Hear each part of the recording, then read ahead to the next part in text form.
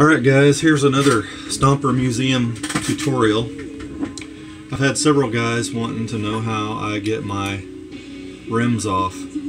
Now what I typically do is I pry that one off using an X-Acto knife, don't cut yourself, and then I get a hold of this and I kind of pry outward and it pulls the other side off that way. So that's what I normally do. And then you want to center your axle for your wheels to go back on. As you can see, the ends of those are pretty much shot. So those are trash. Now, next thing we're going to do, I've got a new 3D printed rim here. Now I print them with a 2mm hole in the back side, but sometimes it closes up a little bit due to the heat of the printer bed.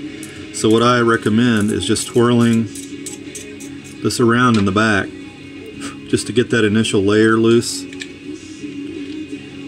and just keep test fitting it until they slip on. You got to be careful though, because you can break these things. So what I'm going to do, it's hard to do this while I'm videoing, but I'm going to try to push it on there.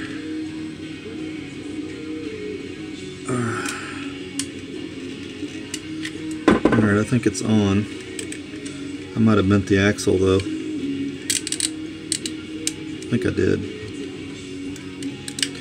Anyway, that's the 3D printed rim that's now mounted. Next, I'm going to show you how I put a tire on. I've shown this many times, but I'm going to go ahead and show it again. Alright, all you need is a 10mm socket or something that's 1/2 inch diameter.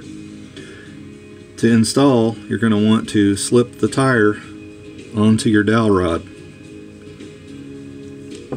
Once it's slipped on there, butt it up against the end of the rim and just slide the tire on to the rim. Now, it's all mounted up, nothing's broke. To get it back off, it's a little tricky, but you want to do the same exact process.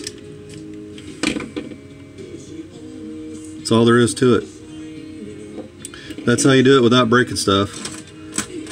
Hope this video helped. Stay tuned for the next video.